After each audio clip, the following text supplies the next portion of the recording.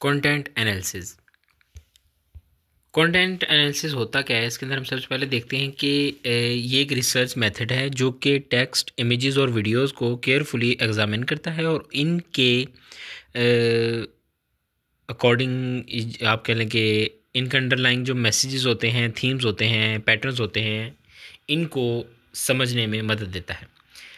ये एक research method है जो कि टेक्स्ट, इमेजेस और वीडियोस को केयरफुली एग्जामिन करता है, इनके अंडरलाइंग मैसेजेस, थीम्स और पैटर्न्स को समझने के लिए। इसके अंदर टेक्सचुअल डाटा जो होता है, लाइक आर्टिकल्स हो, उसके अलावा स्पीच हो गई, इंटरव्यूज़ हो गए, इसको क्वांटिफाइंग फॉर्म के अंदर कन्वर्ट किया जाता है। इसमें क्वालिटेटिव और क्वांटिटेटिव डाटा दोनों शामिल होते हैं और इसके अंदर जो है कंटेंट एनालिसिस मुख्तलिफ डिसिप्लिन्स जैसे marketing, sociology, psychology, political science और कम्युनिकेशन में अहम किरदार अदा करता है। Qualitative content analysis examines text, images, other data in depth, और इसके अलावा इमेजेस जो हो गए, थीम्स हो गई, पैटर्न्स हो गए, इनको देखा जाता है। इसके अंदर नॉन न्यूमेरिकल डाटा का इस्तेमाल होता है। Interpret data in a subjective nuanced way. Nuanced कहते हैं कि किसी चीज़ की सूटेबल और detailed understanding. Methods of content analysis in qualitative research. पहला मेथड है कंट्रोवर्शियल कंटेंट एनालिसिस। ये एक फ्लेक्सिबल अप्रोच है और इंडक्टिव मेथड्स में इस्तेमाल होती है। डाटा से थीम्स को इमर्ज किया जाता है। डाटा को असेस करने के लिए मुख्तलिफ कोड्स बना लिए जाते हैं। ये कोड्स फिक्स्ड नहीं होते, नए आइडियाज़ के साथ साथ ये कोड्स जो है बदलते रहते हैं और ये एनालिसिस भी टाइम के साथ साथ जो है इसके अंदर कह रहा है कि इवोल्यूशंस आती रहती हैं, इवॉल्व होता रहता है ये। आगे है डायरेक्ट कंटेंट एनालिसिस।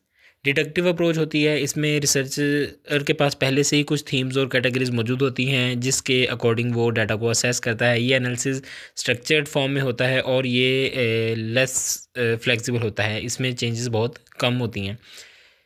इसके अंदर जो कोडिंग होती है वो भी फिक्स्ड होती है।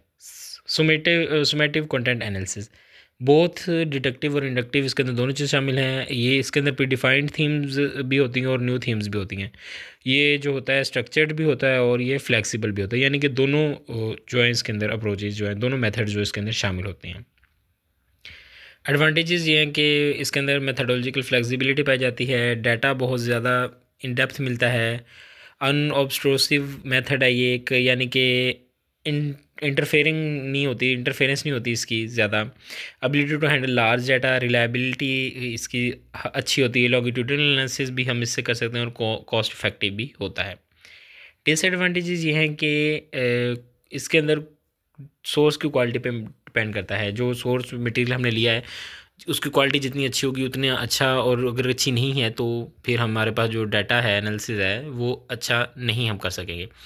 इसके अंदर कॉन्टेक्सचुअल अंडरस्टैंडिंग जो है वो होनी ज़रूरी है और कोडिंग और कैटेगराइजेशन जो है वो उनकी में लिमिटेशन होती है। वो जो है वो उसके अंदर मिस्टेक्स भी हो सकती हैं। ये भी पॉसिबल है कि वो ठीक नहीं, कोडिंग ठीक ना हो।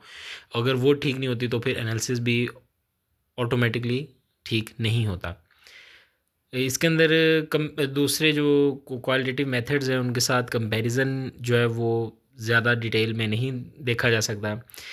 कॉज एंड इफ़ेक्ट जो है वो रिलेशनशिप इसके अंदर नहीं पाया जाता और मैनिफेस्ट कंटेंट पर इसमें फोकस किया जाता है, यानी कि सरफेस लेवल का जो कंटेंट होता है ना उसी पर इसमें फोकस किया जाता है।